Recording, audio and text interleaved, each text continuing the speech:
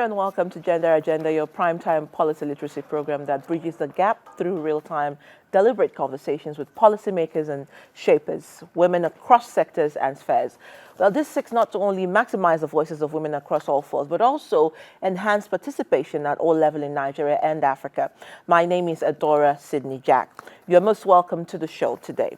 Now, from this month of March, we told you earlier that the Gender Agenda will be bridging and bringing you the Side-by-Side Nigeria campaign supported by the UN Women, an advocacy series focused on the special seat bill and its importance towards advancing women's representation in elective and appointive positions.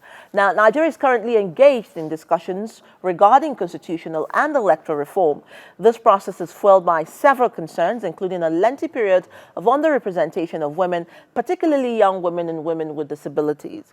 Women's representation in Nigeria has continued to decline, especially in elective and appointive positions. This lack of women's representation further erodes the voices of women in policymaking and implementation of policies that will affect the lives of women and girls.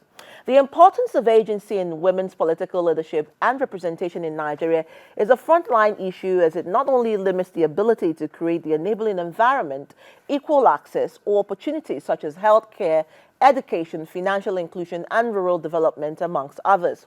This conversation explores the importance, the need, and also the curiosity around the special seat bill and the consideration of the bill as a historic opportunity to bridge the gap in women's political leadership in Nigeria. Today, we further the conversation by looking at the theme, Gender Quotas, a pathway to inclusive governance and nation building. This conversation will look at the gender quotas as a pathway to bridging the gap in women's leadership and nation building, whilst also analyzing the gender quota system, how it works, its necessity for Nigeria's political landscape. Well, joining us to discuss this is Barrister Hassana Maina, who is a gender consultant, inclusion advocate, poet, co-founder of the Ariwa Me Too movement and the founder of Arcival. And remember, we also have joining us Barrister Choma Oko, who will be also joining us. She is the feeder chairperson for the FCT, and she'll be live here with us on the show as well. Our phone lines are also open. Please call in to send your messages during this program. It's right there on your screen. We'll welcome your views on the matter. Your feedback, question will come during the question and feedback segment. The telephone numbers are right on your screen. Please remember to take it, screenshot it if you can, but we'll take a quick break and then come back to start our conversation in earnest. We'll be right back.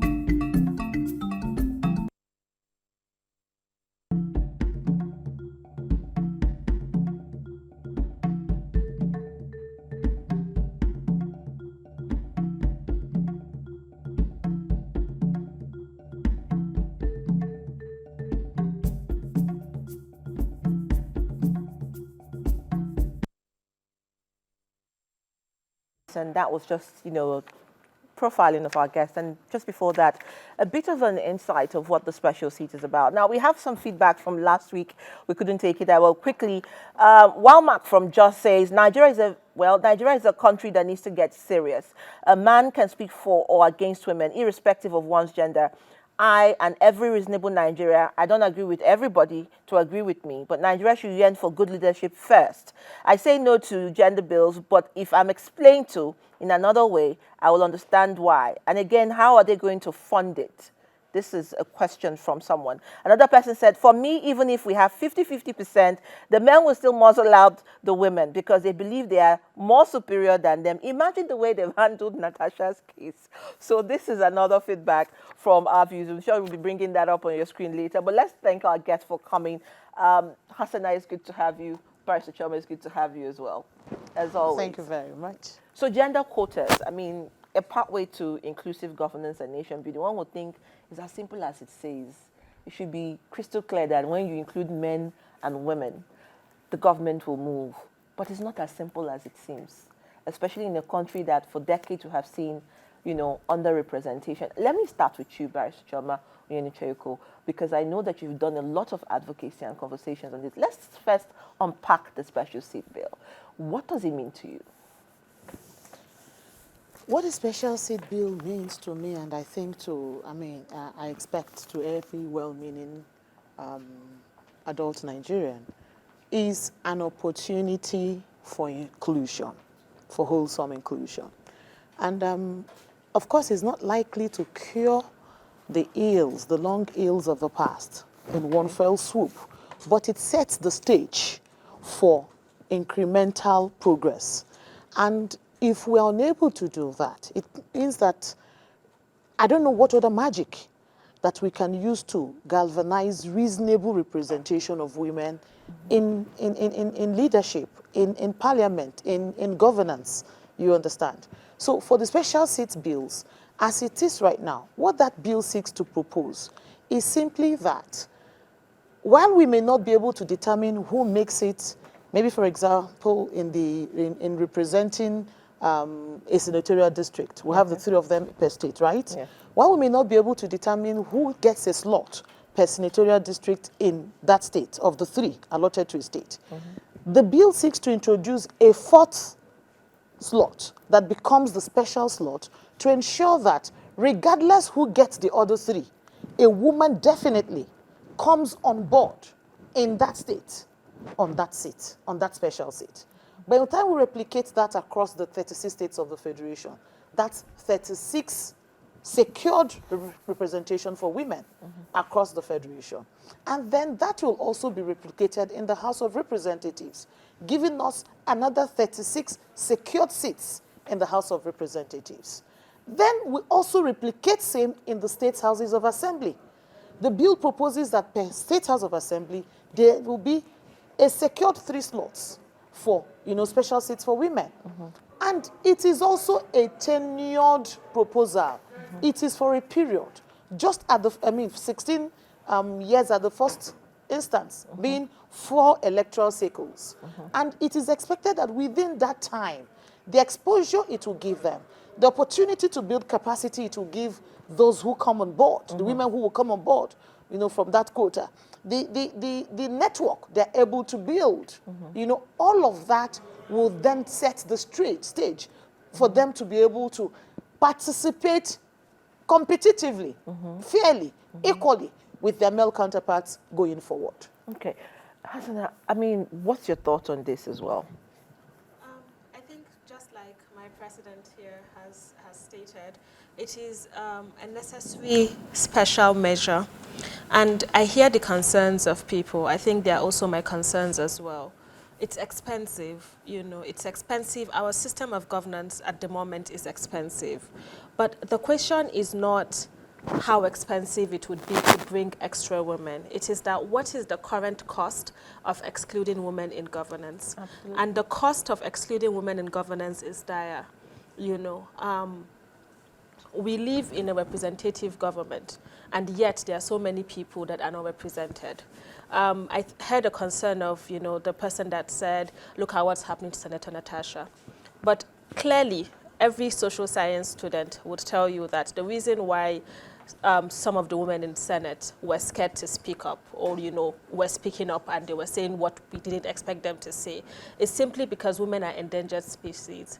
And someone had said, imagine if we had 40 or 50 other women, perhaps it would be different. Perhaps we're going to have outliers, like Senator Natasha, that would say, no, this will demand an investigation at the very least. So when we look at this, we must look at the cost of exclusion. But all of these concerns are very valid. And it is not to say that this is going to be forever, The Senate is, the bill is proposing for 16 years, and after which there would be a review. Nigeria is not the first country to have tried it. Brazil tried it, and part of the defects of it was what they now started to refer to as the orange candidates. And they tried theirs in the state and the party level, so political parties were mandated by court to ensure that there was representation. So of course, when we are pushing for this, we also recognize that there must be an overhaul of the system.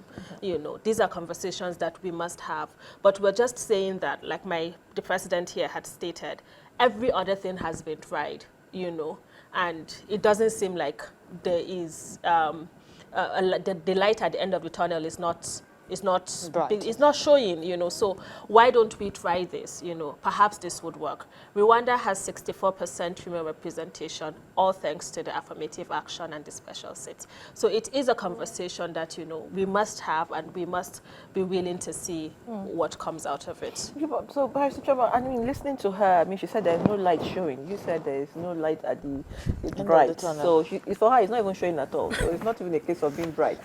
So let's come back to the issues, and we listened to some of the conversations back.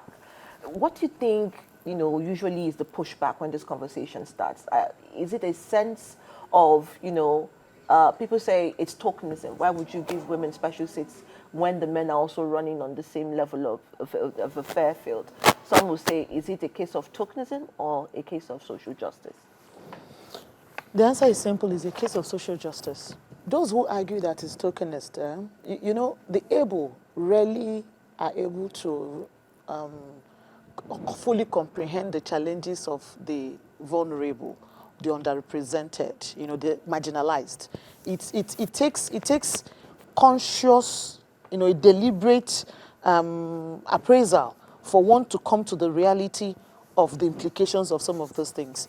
When my sister spoke, she said, I love that she spoke about the cost of, excluding women, the cost of not having women fully, represented, as against the cost of having them so represented by a special quota for a period.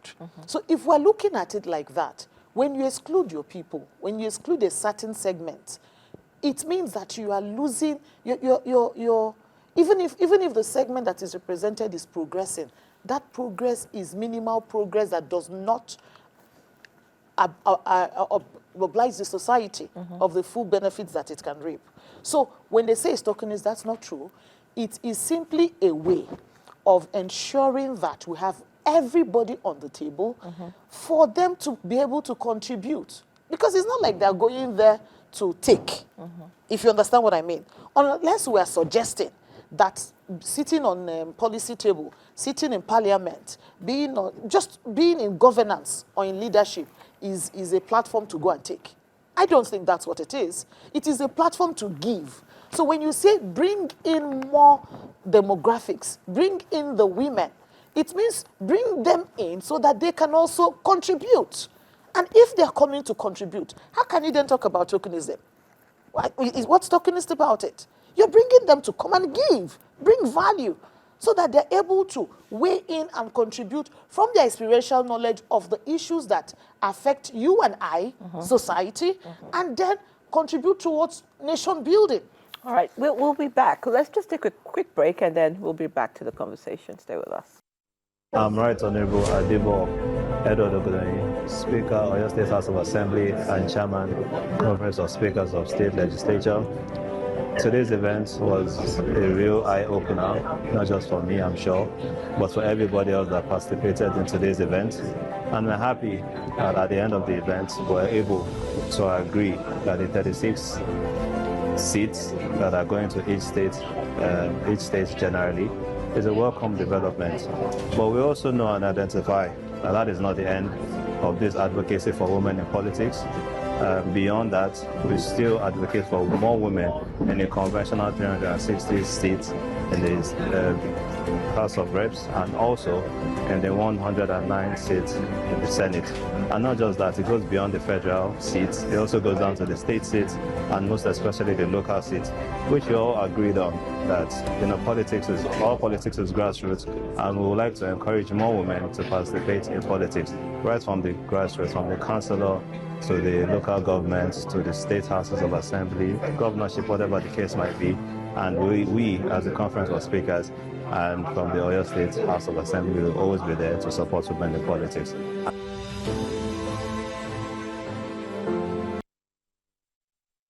All right, thank you for just joining us. We're looking at gender quotas, a pathway to inclusive governance and nation building. I do have a text here that came in just while we were speaking.